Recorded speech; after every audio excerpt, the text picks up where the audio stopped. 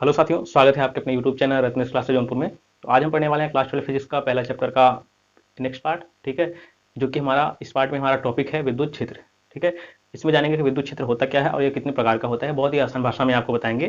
तो आइए देखते हैं क्या होता है। ठीक है, पहले इसका परिभाषा देख लेते हैं, इसका डेफिनेशन देख लेते हैं।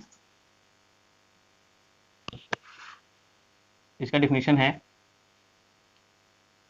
किसी आवेश के चारों ओर का वह क्षेत्र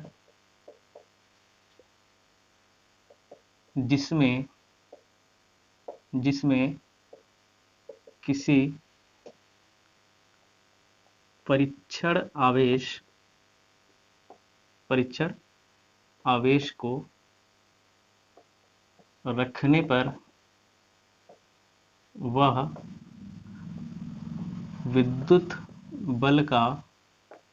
आवेश को रखने पर वह विद्युत बल का अनुभव करता है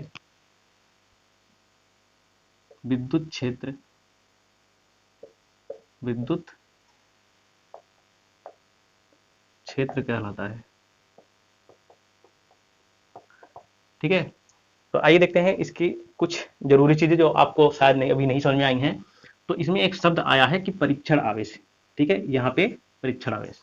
ठीक है, देखो परीक्षण आवेश क्या होता है। ये हम परीक्षण यानी टेस्ट करना, टेस्टिंग के लिए। ठीक है, पहले इसका डेफिनेशन देख लो क्या है। किसी आवेश के चारों ओर का वह क्षेत्र जिसमें किसी परीक्षण आवेश को रखने पर वह विद्युत बल का अनुभव करता है, विद्युत क्षेत्र कहलाता है। अब देखो, जैसे आप जहाँ पे रहते हैं, ठीक है, जहाँ पे आपका प्रभाव है, जहाँ पे आपको लोग जानते हैं, वो आपका एरिया है, वह आपका क्षेत्र है। उसी प्रकार से विद्युत आवेश को जहाँ पर रखा जाता है उसके चारों तरफ कुछ रेडियस में, कुछ सेंटीमीटर या कुछ मिलीमीटर या फिर कुछ मीटर, अगर आवेश ज़्यादा है तो कुछ मीटर के रेडियस में क्या हो जाता है, उसका एक क्षेत्र हो जाता है। तो यानी कि उसका प्रभाव देखने को मिलता है। जैसे एक चुंबक को लेकर आपको समझाते हैं। जैसे एक चुंबक है, ठीक है, एक चुंबक है।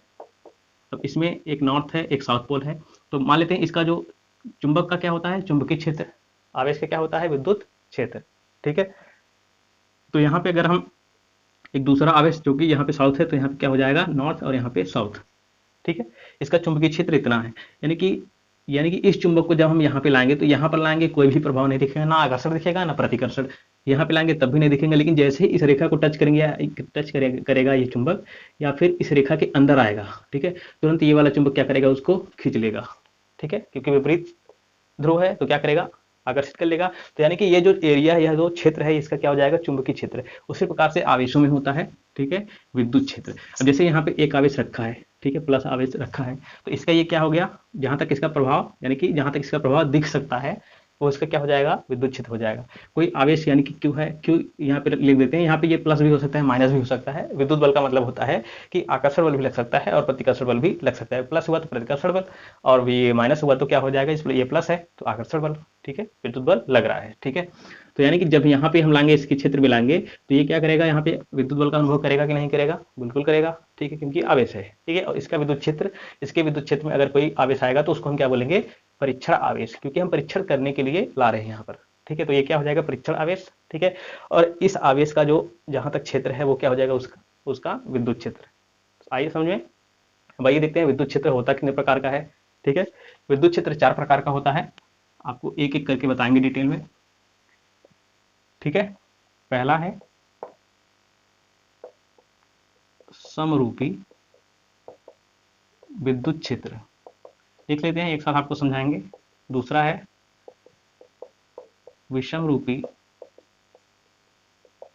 विद्युत क्षेत्र, और तीसरा है अपरिवर्तित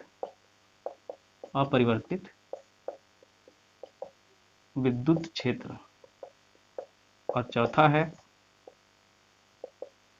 परिवर्तित विद्युत क्षेत्र।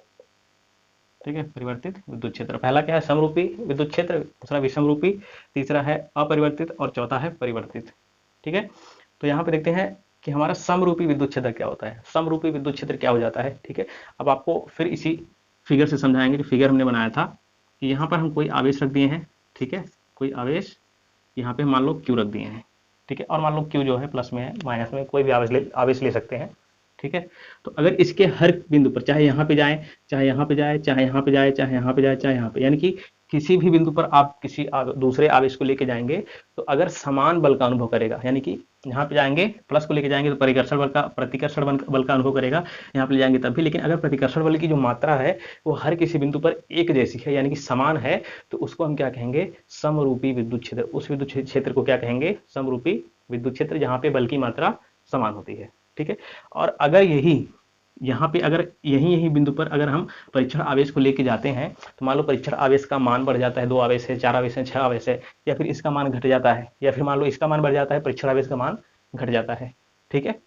तो यहाँ पे जो बल है, ठीक है, यानी कि जो विद्युत बल है, अब चाहे आकर्षण हो या फिर प्रतिकर्षण, वह भिन्न भिन्न जगह पर क्या होगा, भिन्न भिन्न स्थितियों में अलग अलग होगा, यानी कि एक जैसा नहीं होगा। तो अगर अलग अलग बल लगे तो क्या हो जाएगा, विषमरूपी, या फिर इसको बोलते हैं असमरूपी, ठीक है, विद्युत क्षेत्र। अब यहाँ पे देखते हैं अपरिवर्तित विद्युत क्षेत्र क्या होता है। अपरिवर्तित, अब देखो जैसे जब बारिश होती है तो बारिश में क्या होता है, बिजली भी कड़कती है, ठीक है।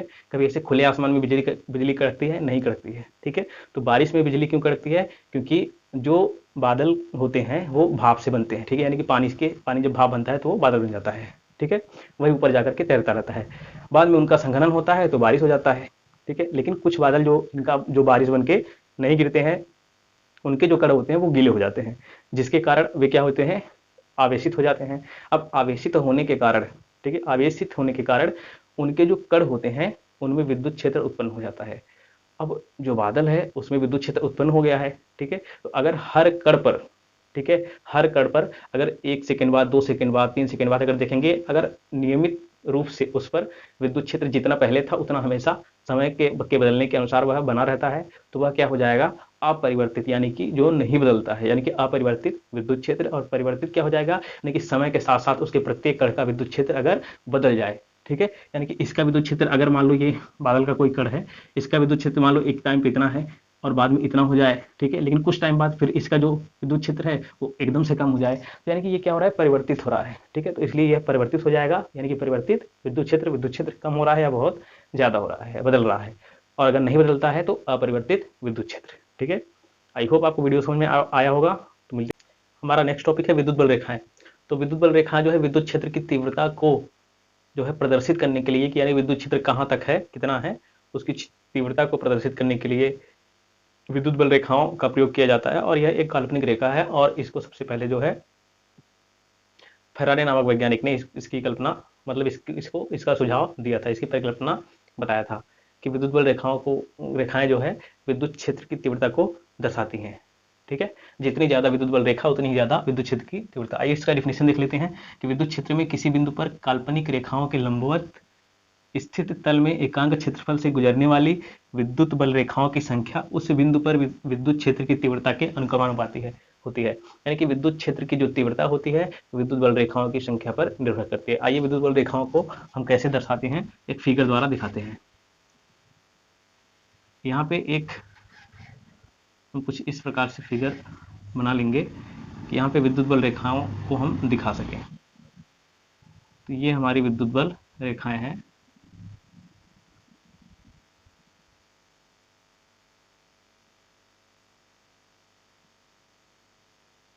ये कुछ इस प्रकार से इसको हम दिखाएंगे कि जैसे कोई कागज है, कागज एक यानी उसका क्षेत्रफल होगा कुछ, कागज की एक तरफ से दूसरी तरफ जा रही है विद्युत बल रेखा, तो एक रेडियस में कैसे वो दर्शाया जाता है, ठीक है। तो उसी प्रकार से यह विद्युत बल रेखा का एक चित्र है कि विद्युत बल रेखा जितनी ज्यादा होगी ये क्षेत्र में विद्युत क्षेत्र, यानी कि ये इसका विद्युत क्षेत्र उतना ही ज्यादा होगा, यानी कि इसकी तीव्रता उतनी ही ज्यादा होगी। तो आइए देखते हैं विद्युत बल रेखा जो है किस आवेश से निकलती है और किस आवेश पे खत्म होती है, यानी किस बिंदु से निकलती है और किस बिंदु पर जाकर खत्म होती है। तो हम 2 आवेश ले लेंगे, ठीक है, एक धन आवेश और एक ऋण आवेश। तो यहाँ पे कुछ इस प्रकार से हम विद्युत बल रेखा को इसकी चारों तरफ जो है दिखा लेंगे, इसके भी चारों तरफ ऐसे दिखा लेंगे, ठीक है। अब यहाँ पे किस बिंदु से शुरू होगी, यहाँ पे धन बिंदु से, यानी कि धन आवेश से ऐसे शुरू होती है, यानी कि ये बाहर की तरफ जा रहा है, बाहर की तरफ ऐसे जा रहा है, तो यानी कि निकल रहा है, ये शुरू हो रहा है। और यहाँ पे ये अंदर की तरफ जा रहा है, तो इसका मतलब ये खत्म हो रहा है, ठीक है, ये अंदर की तरफ आ रहा है। ठीक है, तो धन आवेश से अगर कभी पूछा जाए कि विद्युत बल रेखा किस बिंदु से शुरू होती है और किस बिंदु पे खत्म होती है, तो धन बिंदु यानी कि धन आवेश से शुरू होती है और ऋण आवेश पे खत्म होती है। तो आइए देखते हैं, इसका एक और फिगर देख लेते हैं। ठीक है, इसका एक और फिगर देख लेते हैं विद्युत द्विध्रुव के हिसाब से। तो यहाँ पे एक हमारा धन आवेश है, ठीक है, ये हमारा ऋण आवेश, एक इसको एक राड मान सकते हैं, एक धन आवेश मतलब एक राड मान सकते हैं, और इसके दोनों सिरों पर क्या है, विपरीत आवेश है, इसलिए इसको हम विद्युत द्विध्रुव यानी कि दो ध्रुव कहते हैं। तो यहाँ पे धन आवेश से ये निकल रहा है रेखा, ऐसे ऋण आवेश की तरफ जा रहा है, इधर से भी ऐसे निकलेगा, ऋण आवेश की तरफ जाएगा, इधर से भी ऐसे ऋण आवेश की तरफ, और इधर से भी निकल रहा है तो ऋण आवेश की तरफ जा रहा है। तो यहाँ पे इस प्रकार से और भी रेखाएं ऐसे निकलेंगी, ये बाहर की तरफ बनाएंगे, इसको भी ऐसे बाहर की तरफ बना देंगे, इसको हम बनाएंगे ऐसे अंदर की तरफ जाते हुए, इधर से भी रेखाओं को हम अंदर की तरफ जाते हुए बनाएंगे, यानी कि ये यहाँ से निकल रही है धनावेश से ऋणावेश की तरफ जा रही है, फिर धनावेश से निकलेंगी, फिर ऋणावेश की तरफ जाएंगी। ठीक है, तो यानी कि इसका यहाँ से जितना निकलेंगी उतना ही ज़्यादा इसका विद्युत क्षेत्र होगा, यानी कि इतना निकल रही है तो इसका विद्युत क्षेत्र कितना हो जाएगा, इतना हो जाएगा, और ज़्यादा निकलेंगी तो और ज़्यादा बढ़ जाएगा। ठीक है, तो विद्युत बल रेखाएं जितनी अधिक मात्रा में होंगी उतनी ही ज़्यादा विद्युत क्षेत्र की तीव्रता मानी जाएगी। ठीक है, आई होप ये टॉपिक आपको समझ में आया होगा। मिलते हैं नेक्स्ट वीडियो में।